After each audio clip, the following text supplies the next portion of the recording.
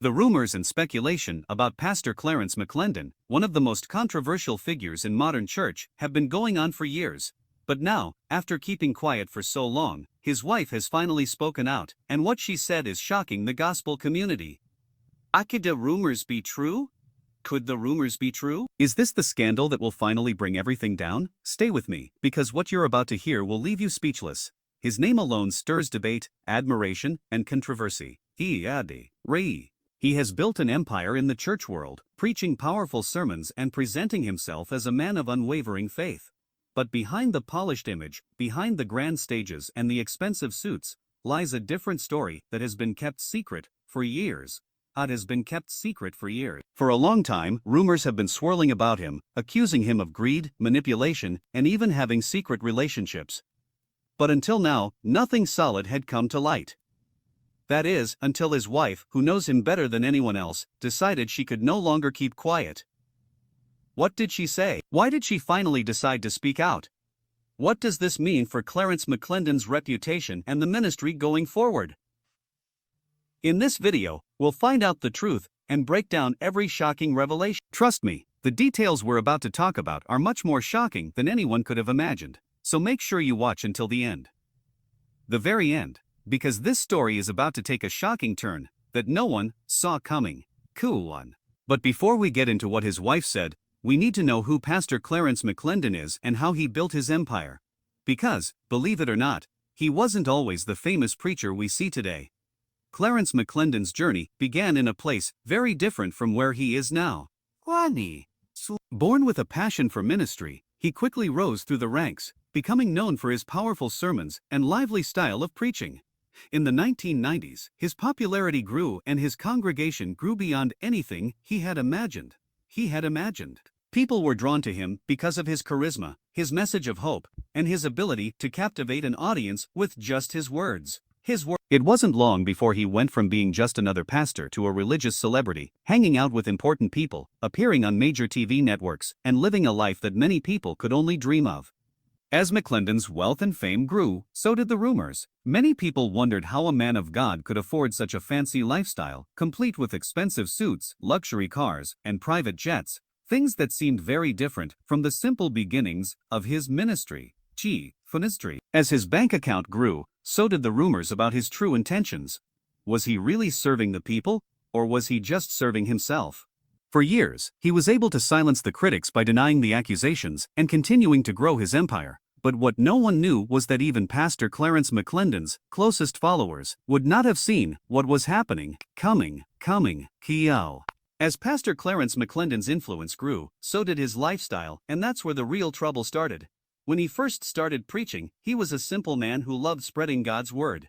But as his popularity rose, so did his wealth. He didn't just own a church. He owned a brand. His sermons weren't just messages of faith. They became products sold to eager believers. Christians paid a lot of money to watch him on TV, and buy his books, DVD, and even special mentorship programs that he said would help people get closer to God. This wouldn't have been a problem if the money had been used for good, but McClendon didn't just spend it on his ministry. He also spent it on himself.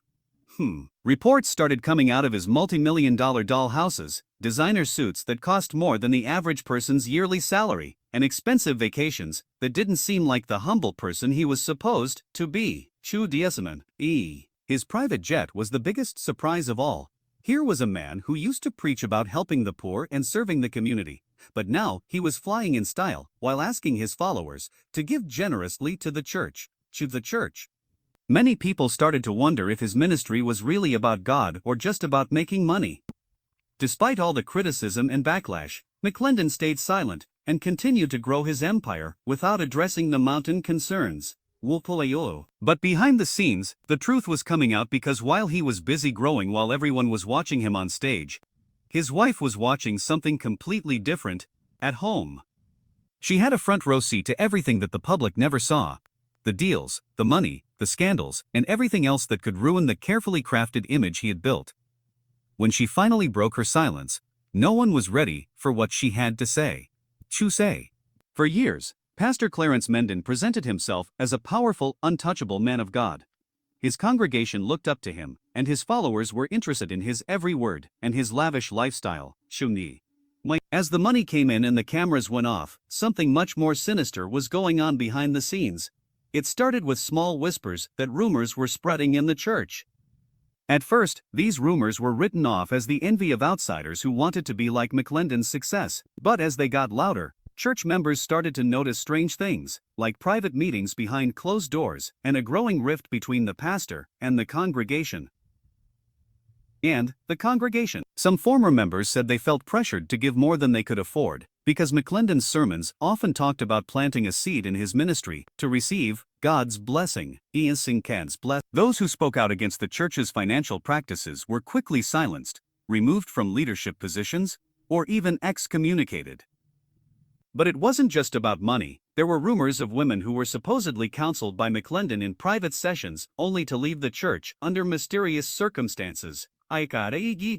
Some people said he was abusing his power to take advantage of weak people by promising them spiritual breakthroughs, while allegedly acting inappropriately behind the scenes. His wife stayed silent throughout all of this. She saw the accusations mount, the media begin to pay attention, and the congregation split between loyalty and skepticism. But for years she kept quiet, standing by her husband's side as the perfect supportive wife. She had her own reasons. Eventually the pressure to keep quiet got too much, and when she did, what she said broke everything people thought they knew about Pastor Clarence McClendon. For years, Pastor Clarence McClendon commanded not only the pulpit, but also the unwavering loyalty of his congregation. He was a man of power, influence, and undeniable stage presence, and his words could move thousands of people to tears, making them dig deep into their pockets, believing that financial behind the preaching of prosperity and holy words. A darker truth was emerging that his wife had hid for years. At first, she ignored the warning signs, the late-night meetings, the hushed phone calls, and the pastor's unexplained absences. She told herself that these were just part of the demanding life of a megachurch pastor, and that McClendon always had the power of words to convince her that every trip and secret decision was necessary for kingdom work. But deep down, the woman who had promised to be by his side in good times and bad, in sickness and in health. She felt something gnawing at her spirit. Then there was the money, huge amounts of church donations, that didn't seem to go where they were supposed to. The office, which had once been a holy place of ministry and leadership, now felt like a crime scene. Everything she had ignored and pushed aside came flooding back to her. Her husband, the man who preached righteousness and honesty, had been lying to her, and not just to her, but to the whole congregation. She sank into the chair and stared at the receipts, feeling the weight of betrayal settle into her bones. She had given this man her life, but now she knew he had worst of all. This was just the beginning. When Pastor Clarence McClendon's wife found the receipts, she felt like she was in a nightmare from which she couldn't wake up. The man she had loved, trusted, and dated for years was living a life full of secrets. How deep did these secrets go? She couldn't confront him right away because she needed more than just suspicion. She needed proof that couldn't be argued with. So she started to closely watch him and listen to the calls he made. When she walked into the room, she noticed that he had started locking his phone, which was something he had never done before. She also saw how his schedule changed, with revival services in different states on the weekends, impromptu conferences, and speaking engagements that seemed to come out of nowhere. It didn't make sense. McClendon had always been busy, but his ministry had a set schedule. Now, there were events that not even his closest staff members knew about. It was like he was planning something where living in two different realities. One as the strong, God-fearing pastor that everyone knew, and another as a man that his wife of decades had never seen before. 2. One night, while McClendon was asleep, she finally decided to do something. She reached for his phone and tried to unlock it, but the password had changed, making her stomach drop. He had never hidden anything from her before, but now there was a locked phone, missing financial records, and secret trips, and she couldn't ignore it any longer. She wanted to know what was going on, so the next morning as he got ready for another mysterious trip, she watched him from across the room. "Where are you going this time?" she asked him in a calm but firm voice. "A church conference," he replied without hesitation, adjusting his tie. She nodded, but she didn't believe him. When he left, she made a brave choice. She called his assistant, a woman who had worked for the ministry for years and, unlike the others, still had a sense of loyalty toward her. "Did Clarence have is there a conference planned in Chicago?" she asked while holding her breath. The other person answered hesitantly, "Ma'am, I don't think so." That was all she needed to hear to believe it. As she hung up the phone, her heart was racing. Mendon had just lied to her face. Who was he meeting, and what was he hiding? She decided to follow him and was shocked when she caught him in the act. She booked a last-minute flight and got to Chicago just a few hours after McClendon. As she got off the plane, her mind was full of all the possible places she could find him, like a meeting in a hotel with another woman. As she checked into her room, she pulled out her phone and searched for his location using a tracking app they had installed for safety reasons. She could see that he was only a few miles away, so she took a deep breath, got into a cab, and gave the driver the address. When she got there, she was shocked to see that it wasn't a church or a conference center, but a fancy hotel. As she walked into the most expensive hotel in the city, her fists clenched. The air was heavy with the scent of expensive cologne and high-end decor. But she didn't notice. All she could see was the truth.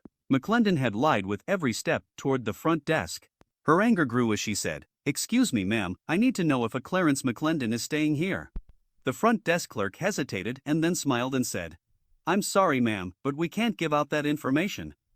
Quickly exhaled, "I need another way." As she turned around, seen something, a familiar face getting out of the elevator. Husband, but he wasn't alone. There was a younger woman, dressed in designer clothes, standing next to him, and laughing as she whispered something into his ear. For a moment, she couldn't move or breathe, and she stepped forward without thinking. "Clarence," she called out, her voice cold and steady. He slowly turned around, his eyes wide with shock. The woman next to him looked confused at first, but as soon as she realized what had happened, she quickly moved away. McClendon opened his mouth to say something, but nothing came out. There was no excuse or explanation that could erase what had just happened. His wife had caught him in the act, and now there was no going back. For a moment, time stood still.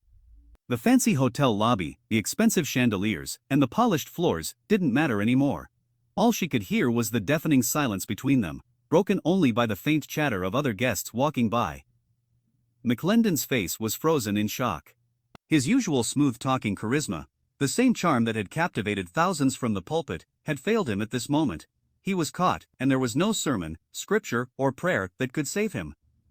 Now his wife's hands were shaking, but she wouldn't back down. "Who is she?" she asked, her voice firm but tinged with betrayal. The young woman, clearly unprepared for this confrontation, nervously stepped back and grabbed her husband's neck.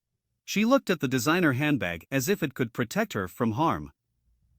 She turned to McClendon, hoping he would say something that would make things better, but he couldn't. His wife laughed in a mean way, shaking her head. "All these years, Clarence, all these years, I stood by you, I defended you, I covered for you, and this is what you've been doing." McClendon finally found his voice, but it was weak and unsure. "It's not what it looks like," he said, but even he didn't sound sure. His wife let out a deep sigh. She wasn't here to make excuses. She looked the young woman straight in the eyes and asked, "Did you know he was married?" No. The woman hesitated and then slowly nodded. She knew that was the final blow. She had spent years living in McClendon's shadow as the supportive, obedient pastor's wife, while he built an empire on the illusion of holiness. But that illusion was gone now, and she wasn't going to be the one holding it up anymore. Without saying, McClendon called after her. But she didn't answer because she was done listening to the scandal that shook the church for the first time in a long time. When she got home, she knew she had to make a choice. She could keep quiet and let McClendon keep living his double life, or she could tell everyone what he really was. She chose the latter. At first, she told only close friends, but soon the truth spread like wildfire, and people in the church started whispering about it. People were wondering about McClendon's sudden absences, his lavish lifestyle, and the money that seemed to flow freely while the church itself was struggling. Then someone leaked the story. It only took one social media thread exposing McClendon's alleged affairs, misuse of church funds, and manipulative ways for the story to go viral. News outlets picked it up, and churchgoers demanded answers. Other pastors either distanced themselves from him or quietly took him off of speaking engagements. The man who used to lead megachurches, now a man who stood on stage and preached about faithfulness and righteousness, was now the subject of widespread scandal. Widespread scandal. His carefully built empire was falling apart, and the worst part was that his wife hadn't even told the whole story yet. She had more, she had receipts, and she was just getting started. McClendon tried to fight back. He denied the accusations in a statement, calling them an attack from the enemy meant to destroy his ministry. He told his followers to stay strong in their faith and not give in to rumors. More women started speaking out and sharing their stories. Former church employees spoke out about how McClendon had manipulated finances, taking money meant for the ministry and using it for personal luxury. But church board had no choice but to take action, and McClendon was forced to resign. In the meantime, his wife filed for divorce, refusing to be dragged down with him. Suddenly, the once respected pastor, the man who claimed to be anointed by God, was left with nothing but a ruined reputation and the ruins of what used to be his kingdom. Many people who used to praise him were now asking the same thing. How many other secrets had he been hiding all these years? Only time will tell what the answer is. The story is still going on, and everyone is watching. Will McClendon try to make a comeback? Will his followers forgive him? Or has he finally burned all his bridges? Most importantly, will more secrets come to light? One thing is for sure. The truth will come out no matter how hard someone tries to hide it. What do you think?